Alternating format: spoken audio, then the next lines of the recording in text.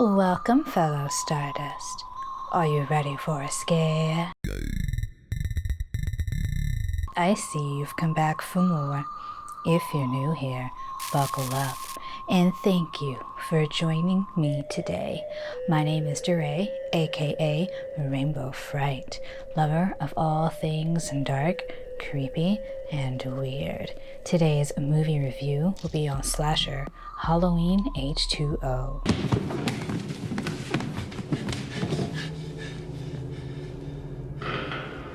Happy Halloween, everyone. If you're watching this video on Halloween Day, I just want to say thank you so much for taking a little bit of time for me on this glorious day. I'm so excited to be sharing a little bit of this day with you. Today is also special because it is my good friend Manny's birthday.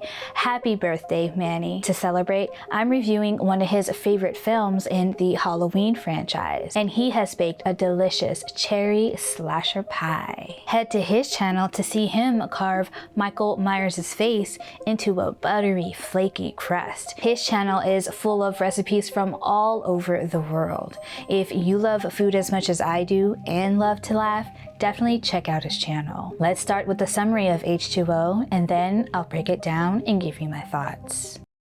We first see Nurse Marion Chambers from Halloween 1 and 2 come home and discover that her house has been broken into. Her kid neighbor Jimmy insists that he go check things out, and when he does, all he finds is that her office has been destroyed. He clears her to go inside, and when she does, she notices that her Laurie Strode file has been taken. It's at this point we know Michael is near. And as soon as we realize this, we see him lurking in the shadows like he loves to do.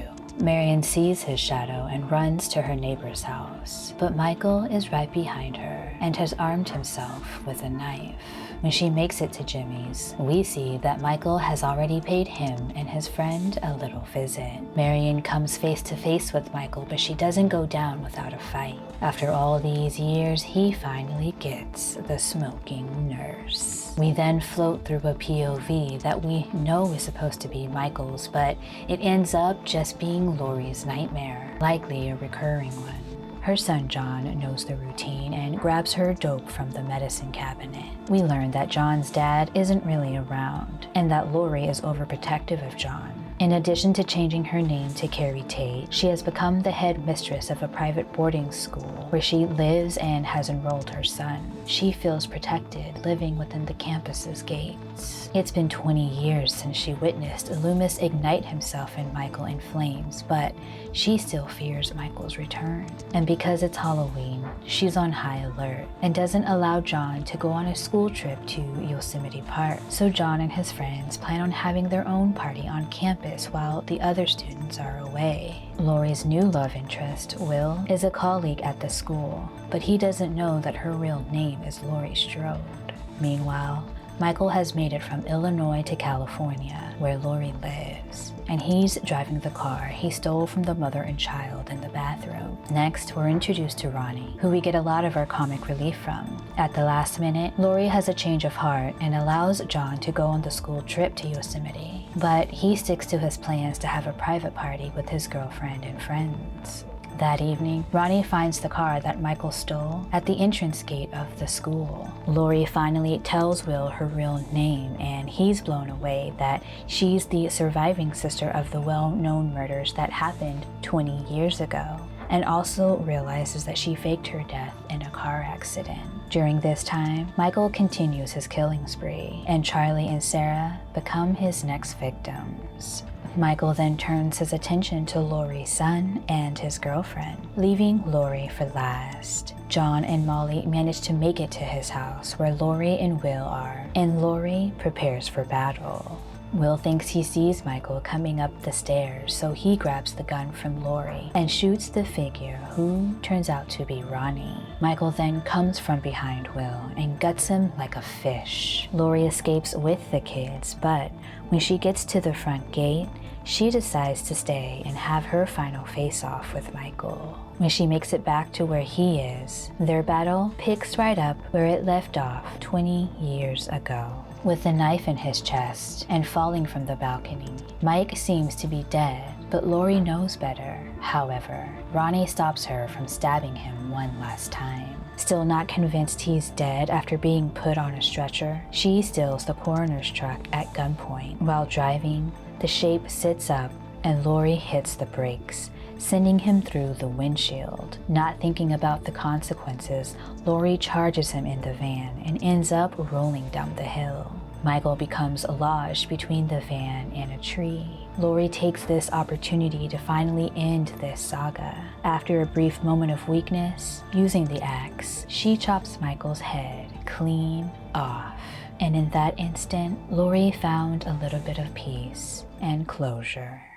It's a trip revisiting this movie after so many years. I watched it a bunch as a kid, but I hadn't really watched it recently until a few weeks ago when I watched the entire franchise in preparation for Halloween Kills. I really had only seen Halloween, Halloween H20, and Rob Zombie's remake, which of course I loved. I understand in Rob Zombie's remake, the supernatural element of Michael Myers was stripped away and he was more humanized, but I just love Rob's style of work. And because I wasn't a die-hard Halloween fan, I was able to accept this change in the story. H20 went straight to VHS when it was released in 1998 and was one of the many films in my rotation. As a huge Josh Hartnett fan, I was always watching The Faculty, The Virgin Suicides, and Halloween H20, and other movies in my rotation were things like American Beauty, Cruel Intentions, and The Wood. As a kid, between 1995 and 1999,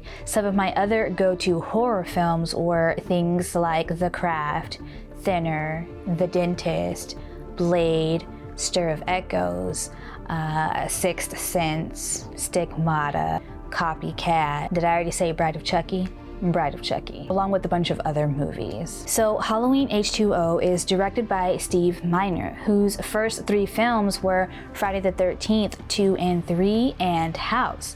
And from there, his career took off. Initially, John Carpenter was approached about directing. When Jamie realized that it was going to be the 20th anniversary of the film, she wanted to bring as much of the original gang together and really wanted John Carpenter and Deborah Hill to be involved. However, John Carpenter asked for $10 million to direct, and Mustafa Akkad wasn't willing to pay that much. John explains that he was asking for that much money essentially to make up for what he didn't make in Halloween, which obviously turned out to be a huge success, but he was only paid up front and didn't get to reap those rewards, which to me seems completely reasonable, but not to Mustafa, and he quickly replaced him with Steve Miner. It's just such a shame that Carpenter wasn't involved in this 20th anniversary film over a dollar amount. But Steve Miner was an excellent alternative. The story by Kevin Williamson and Robert Zappia felt like a natural progression from Halloween 2. And actually, the story initially was a continuation from Halloween 6, Curse of Michael Myers. But somewhere down the line, they decided to scrap that idea and only make it a continuation from Halloween 2, thus deleting scenes or not shooting them at all. Laurie admitting that she faked her own death in a car crash is a callback to Halloween 4, the first film of the Thorn trilogy, and also evidence that they wanted to continue that storyline. But in the end, the filmmakers wanted to focus more on Laurie and her storyline, which personally for me was a good call. Everything just seemed to kind of get messy after Halloween 2. And with Halloween H20, it felt like a clean slate and a breath of fresh air. Now, I did enjoy 4 and 5, mostly because of Danielle Harris, who I always liked on Roseanne, and there were some pretty good kill scenes, but I won't be rewatching them anytime soon. There was even a draft of the script where John's horny best friend ends up being a copycat killer. Now, that's a direction that I probably would have enjoyed just as much, but I don't think hardcore Halloween fans would have appreciated it as much. It would have been the same story as with Halloween 3, Season of the Witch, Where's Michael? Why isn't Michael doing the killing? Jamie Lee Curtis was excited to shoot this film because in her mind, she was going to be able to kill Michael Myers finally and end the saga. But after so many script changes and arguing back and forth, Laurie didn't find out until just weeks before shooting that there was a clause in Mustafa Akkad's contract as the owner of the rights to Michael Myers that states that Michael Myers can never die. Laurie was ready to walk away from the project, but they were able to come to an agreement.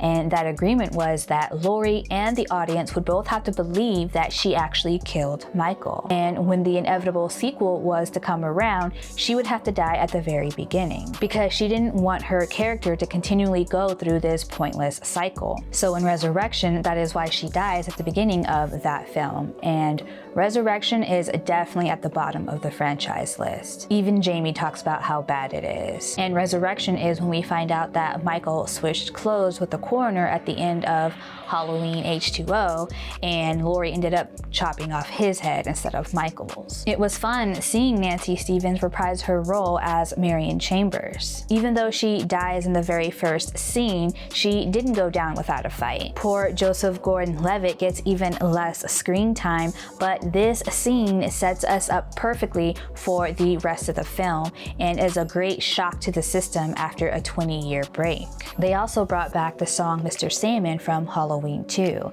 I mentioned in my review of 1408 that I love it when filmmakers use lullabies or songs that are supposed to make you feel good and use them to creep you out. Some examples are The Autopsy of Jane Doe with Open Up Your Heart, and Us with I Got 5 on it, and 1408 used We've Only Just Begun. And speaking of music, when rewatching this movie in my 30s, at times it felt that the music was way too fantastical, like it almost didn't belong in the movie. The big orchestral music was Disney-esque and didn't make me feel like I was watching a slasher. I'm glad it wasn't just me though. The studio kept sending the music back to get altered because they also felt that it didn't suit a slasher film. They ended up changing most of the original soundtrack, but because of time restraints, they couldn't change all of it. There are so many callbacks to the original Halloween film, as well as a bunch of references to other horror movies. Some of those include Friday the 13th, Scream, and Psycho. Janet Leigh, who plays the main character Marion in Psycho, is Jamie Lee Curtis's mother, and in Halloween H20, she plays Laurie's secretary, and in the film, she's driving the same car she did in Psycho with the same license plates. They also named her Norma in honor of Norman Bates' mother. And in Scream, Halloween is playing on the TV in the background as well, which is why they decided to return the favor in H20. We get a total of 7 deaths. 3 of them are off camera, but the ones that we do see are pretty decent. The best one is obviously Sarah's death. Her leg is severed and then she's stabbed repeatedly. With Will's death, we get to see Michael's iconic stab and lift move with his supernatural strength. I was so glad they decided to let LL Cool J live. They psyched us out there for a second, but I was so happy to see a black man make it to the end. And I'm so proud of LL. This is one of his first films, and when he started acting, he really took it seriously. He was really trying hard to transition out of music. Now he's been on NCIS for over a decade and has many shows and movies under his belt. And I totally related to his character. You know, you do what you gotta do to pay the bills, but then you also want to continue to do what it is that you love creatively. Another dislike for me were the jump scares. Now, I don't hate jump scares if they're used properly, but I felt like there were too many in this one and they didn't really lead to anything. And the mask in this one was kind of a mess. There's even a shot where it is completely done with CGI because they couldn't go back and reshoot that scene. And I preferred it when I couldn't see his eyes and they covered up the eye holes with black fabric. I didn't like seeing Michael's eyes bulging out of the mask the way that they did. Halloween H20 earns 3 rainbow skulls. This was a fun blast blast from the past. Happy birthday again, Manny. I'm so excited to be able to celebrate this day with you. I hope you enjoyed this review of one of your favorite Halloween films. And happy Halloween to everyone. I hope you all have a fun and a safe evening tonight. And be sure to check out Manny's video. If you love pie and Halloween, you're gonna love this recipe.